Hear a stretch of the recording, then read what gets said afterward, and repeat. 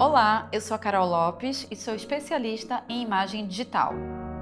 Trabalho com tratamento de imagem, edição e organização de acervo digital. Fiz parte do coletivo CIA de Foto e atualmente trabalho com artistas e fotógrafos. Também desenvolvo uma pesquisa autoral e dirijo workshops e grupos de estudo. É sempre importante lembrar que uma fotografia ela não é só forte pela sua beleza, ela também comunica uma ideia. A pós-produção vai além do registro fotográfico. A partir dos ajustes de luz, sombra e cor, busco dar coerência visual ao projeto. Além de reforçar o sentido e a emoção por trás das fotos, a edição de uma fotografia é um passo fundamental para a construção poética de um ensaio. Neste curso da Doméstica, você aprenderá a tratar imagens no Adobe Photoshop junto ao Camera Raw, com o objetivo de criar uma linha poética para o ensaio de fotografia. Te mostrarei como o conceito desenvolvido por um artista pode e deve ser pensado junto ao processo de construção formal da imagem no Photoshop.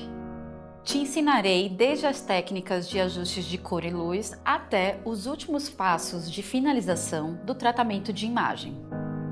Como projeto final, você vai fazer um ensaio visual a partir das ferramentas aprendidas no curso. Vamos começar falando do fenômeno da luz e da sombra na criação de uma fotografia pós-produzida.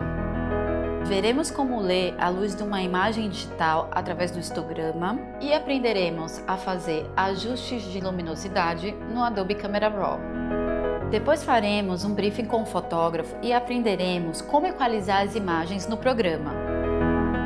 Aplicaremos os conceitos aprendidos nos módulos de cromaticidade, luz e sombra. Aprenderemos, na sequência, a utilizar a técnica de máscara de camadas no Photoshop. Para concluir o tratamento da imagem, faremos retoques pontuais a partir dos layers de ajuste. Ao final, eu vou mostrar para vocês maneiras diferentes de fechar um arquivo para impressão, web e redes sociais. Para concluir, abrirei o processo de trabalho do ensaio fotográfico Recontro da fotógrafa Lívia Aquino. Ao finalizar esse curso, você vai saber criar a linha estética de um conjunto de fotos a partir do tratamento das imagens no Photoshop. Para fazer esse curso, é necessário conhecimentos básicos de Photoshop e de 6 a 12 fotografias que queira trabalhar. Descubra como a pós-produção te ajuda a construir a poética da tua imagem.